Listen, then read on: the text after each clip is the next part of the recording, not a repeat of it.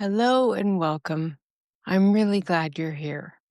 If you're watching this video, there's a strong possibility that you've been described as quiet, reserved, sensitive, or even hard to read. You may have been told, directly or indirectly, that you should speak up more, toughen up, stop taking things so personally. I want to begin by situating myself so that you know the lens I'm speaking from.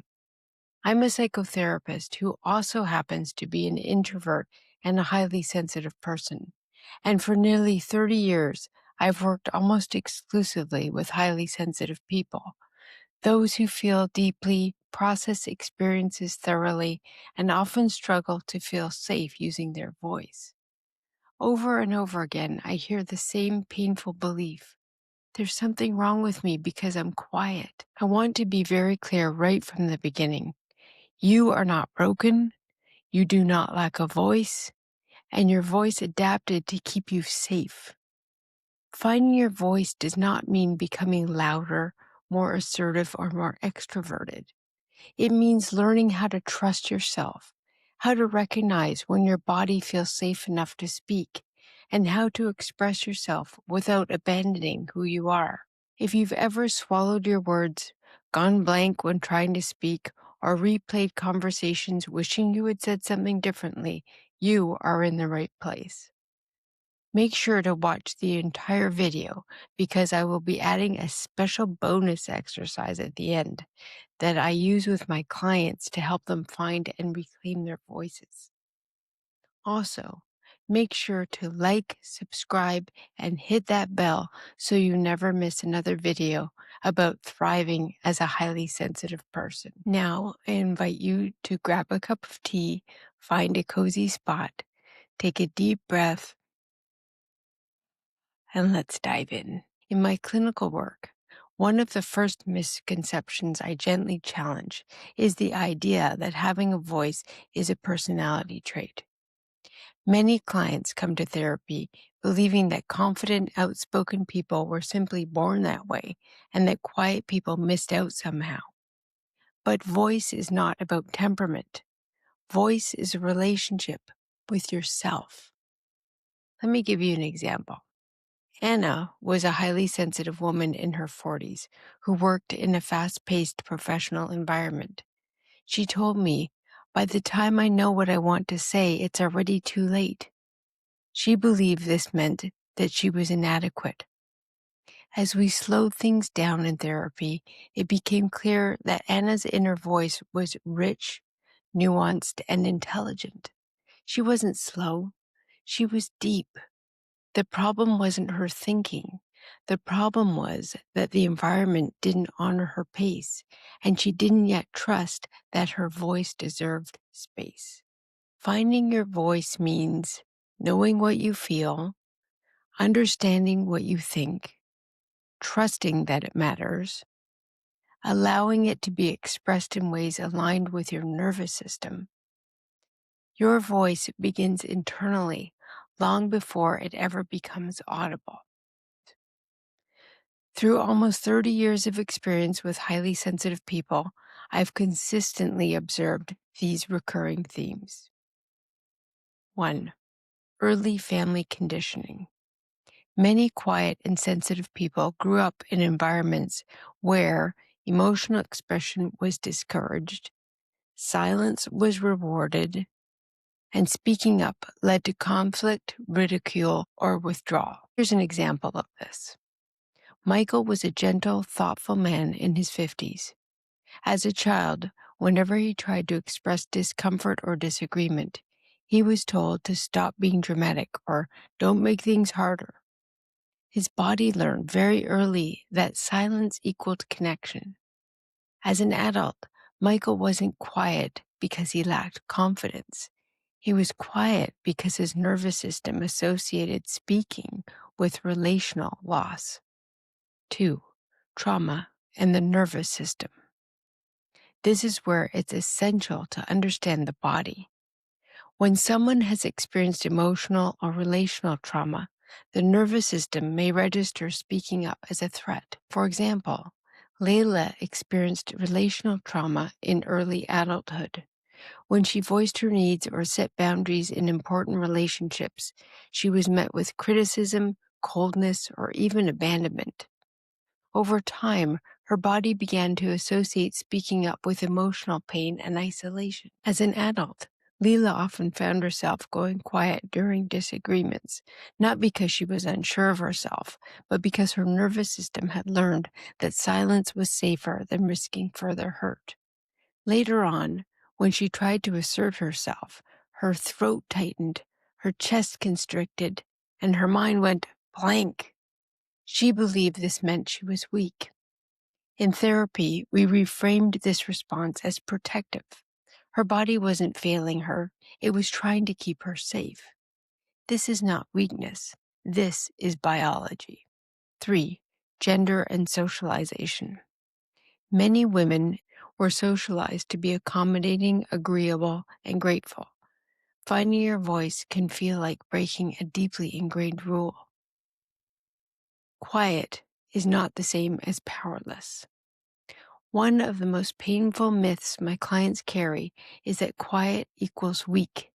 The truth is that many highly sensitive people possess deep empathy, strong intuition, emotional intelligence, and thoughtful communication. Let me give you an example. Rosa was a naturally quiet leader who believed she was ineffective because she wasn't charismatic or dominant, yet her colleagues consistently described her as calming, trustworthy, and wise. When Rosa stopped trying to mimic louder leadership styles and instead leaned into clarity and presence, her authority increased. Power comes from alignment, not volume, a 4-step process to finding and using your voice. I share this process with clients to help them find and use their voice, boost self-esteem, and build confidence. I'm sure it will benefit you as well. If you try it and it helped, share in the comments how you used it in your life. Your example could support others. Remember, we need community to tackle challenges together. Step 1. Reconnecting with your inner voice. Before you speak outwardly, you must reconnect inwardly. Many highly sensitive people learned early on to track others' emotions at the expense of their own. For example, Naomi said, "I don't know what I feel until it explodes." She had learned to suppress internal signs until they became overwhelming. In therapy, we practice slowing down and asking, "What am I feeling right now? What does my body need?" This internal listening is foundational. Step 2. Creating emotional safety. Your voice will not emerge in unsafe environments. This is especially important for HSPs and women navigating menopause when emotional intensity often increases. Here's an example. Carol was in midlife and going through menopause.